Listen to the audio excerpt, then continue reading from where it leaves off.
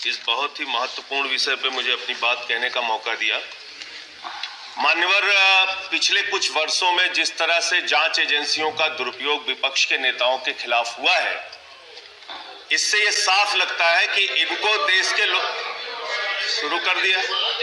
ये सरकार का चरित्र है। बाहर भी नहीं बोलने देते, यहाँ भी नहीं बोलने देते आप लोग। ऑनरेबल मेंबर, सर प्लीज मान्यवर, have your say. No one should be on the chair मान्यवर, एक्सेप्ट द वन स्पीकिंग। मान्यवर, ईडी का इस्तेमाल करके पिछले 8 वर्षों में 3000 छापे विपक्ष के नेताओं पे मारे गए और मात्र 23 लोगों को ईडी कन्विक्ट कर पाई। मात्र 0.5%। 0.5%। सर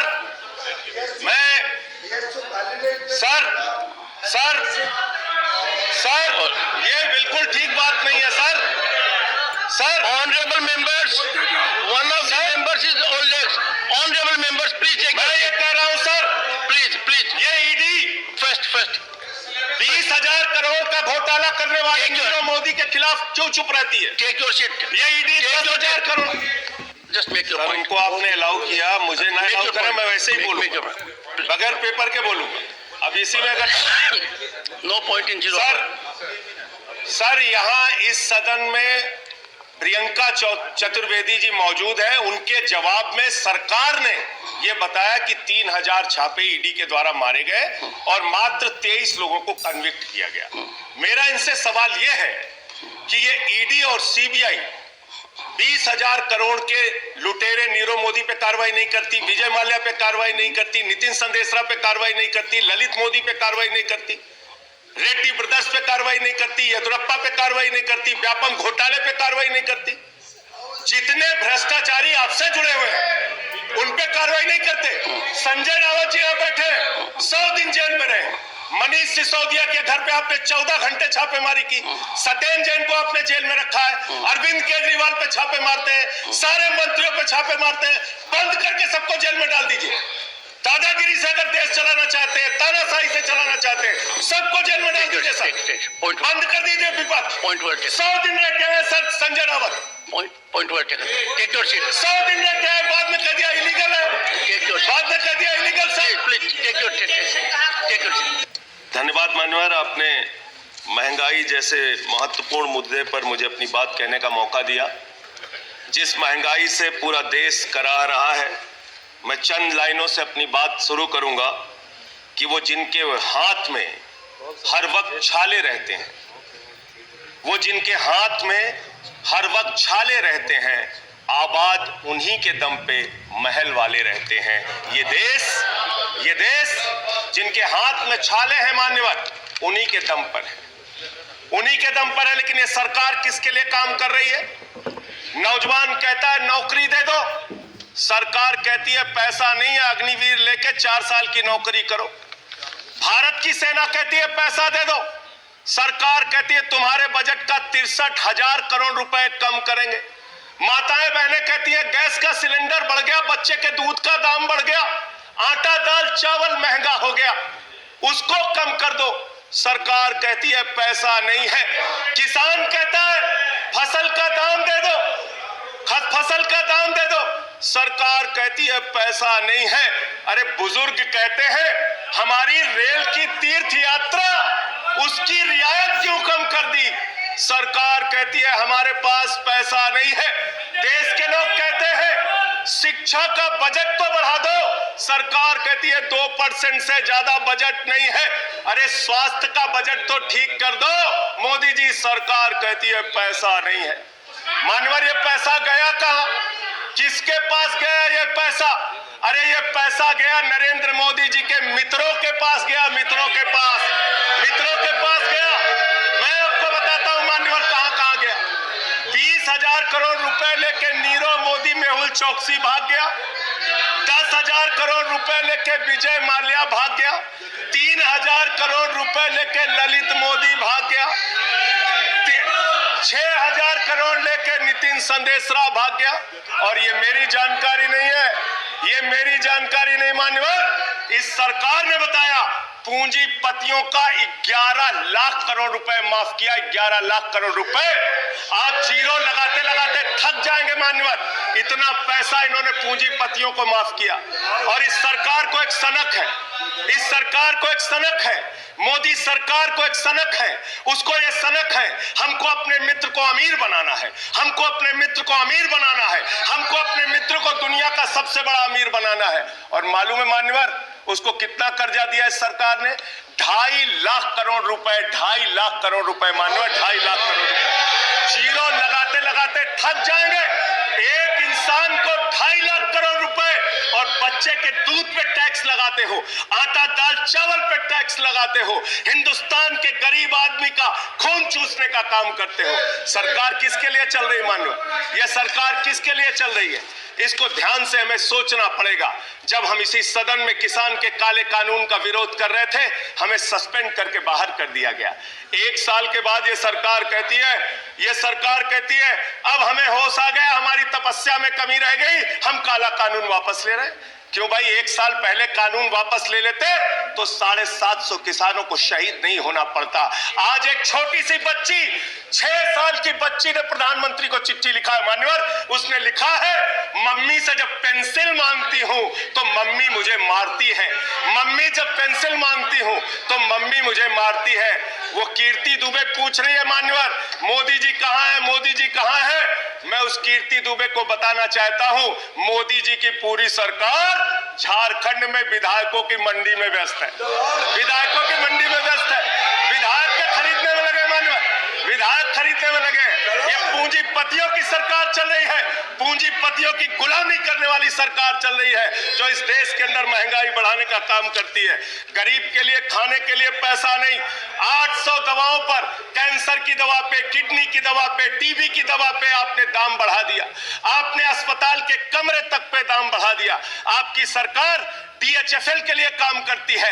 34,000 करोड़ रुपए बैंकों का घोटाला DHFL ने किया और 29 करोड़ रुपए भारतीय जनता पार्टी को चंदा दिया है मान्यवर। इनसे हिसाब मांगना चाहिए। क्यों नहीं जाती ईडी इनके पास? क्यों नहीं जाती CBI इनके पास? इनसे सवाल पूछना चाहिए मान्यवर। मैं सिर्फ इतना कहना चाहता हूं, आप खाने के लिए आपके पास, सरकार के पास पैसा नहीं, उस पर तो टैक्स बढ़ा देते हो, लेकिन गुजरात के अंदर जहरीली शराब पिलाते हो लोगों को, जहरीली शराब। 75 लोग जहरीली शराब पी के गुजरात के अंदर मर गए मानो, 75 लोगों की जान चली गई। दिल्ली के मुख्यमंत्री केजरीवाल जाते हैं देखने, गुजरात का मुख्यमंत्री उन लोगों से मिलने नहीं जाता। देश के प्रधानमंत्री उन लोगों से मिलने नहीं जाते, दिल्ली के मुख्यमंत्री केजरीवाल उन लोगों से मिलने जाते हैं। माननीय, मैं कहना चाहता हूं, no point of, I am not yielding sir, I am not yielding sir, 1 minute sir, I am not yielding sir, I am not yielding, let me complete sir. Sir बस खत्म कर रहा हूं, कंक्लूड कर रहे हो, उसके बाद आई टेक द पॉइंट। ये सरकार पूंजीपतियों की सरकार है मान्यवर, ये बिल्डर्स के लिए काम करते हैं। मैं आपको बता रहा हूं, गुजरात में मान्यवर, गुजरात के अंदर, गुजरात में नवासारी एक जगह है, गुजरात में CR पार्टी के सांसद, नहीं sir I am not yielding, इसी चेयर से कहा गया जब बोलते रहो तो किसी को पॉइंट ऑफ ऑर्डर नहीं देंगे। तो no sir, no I am not yielding, बात खत्म कर रहा हूं, मेरा लास्ट पॉइंट। सर ये सरकार पूंजीपतियों के लिए काम करती है सरकार। एक बिल्डर गुजरात के अंदर CR पाटिल के इलाके में, उसके लिए रास्ता बनाने के लिए राधा कृष्ण का मंदिर गिरा दिया इन्होंने। Point of order, Radha Krishna का मंदिर गिरा दिया। 1100 please 1 second, 1 second, double rule, 1 second, 1 second, 1 second, 1 second sir, ये पॉइंट ऑफ ऑर्डर इसी चेयर से कहा गया सर। 1 सेकंड सर, हमारा टाइम आप देखें sir. 240 no sir, please please. I'm allowing the point of order. Sir, यही बोला गया. No sir. 1 second. Point of order. 240. Point of order. 240. Sir, जब ये बोल रहे हैं सदस्य कैसे 240. Irrelevance or repetition. The chairman, after having called the attention of the council to the conduct of a member who persists in irrelevance or in tedious repetition, can ask the member to discontinue the speech. Sir, and most of what has been said here does not relate to the topic being discussed in the council, sir. Taking a point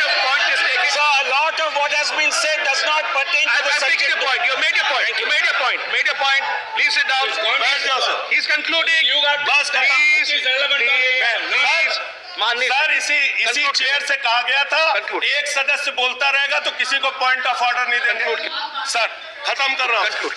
sir मैं ये कह रहा हूँ कल तक मैं ये कह रहा हूँ नहीं ये था ना। सरकार कल तक ये दूसरे कानून था। हाँ ठीक है बैठ जाओ Conclude करिए, conclude. बैठ जाइए खत्म कर Conclude करिए. सर मेरा समय खा रहे हैं लोग सर Please. गुजरात में एक बिल्डर की सड़क बनवाने के लिए राधा कृष्ण का मंदिर गिरा दिया इन लोगों ने। Conclude करिए. Conclude करिए. ये Conclude बिल्डर करिए, की honorable गुलामी member. कर रहे हैं। Please conclude. Please conclude. Thank you. Thank you.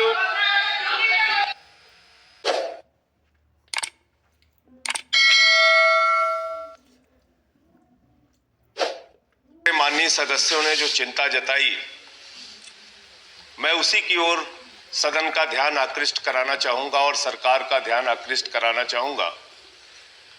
कहीं ना कहीं इसके प्रयास पहले भी होते रहे और इस बिल के माध्यम से यही प्रयास हो रहा है कि भारत के संघीय ढांचे को और राज्य सरकार के अधिकारों को किस प्रकार से अतिक्रमण किया जाए। जब राज्यों के अंदर वन विभाग है, वन्य जीव संरक्षण की जिम्मेदारी बखूबी निभा रहा है। कई राज्यों में परेशानी हो सकती है, कई राज्यों में उनके राज्य के बोर्ड है वन्य जीव संरक्षण के लिए, जिसकी अध्यक्षता मुख्यमंत्री करते हैं, जिसकी देखरेख उस बोर्ड की निर्णय लेने की प्रक्रिया में स्वयं मुख्यमंत्री शामिल है।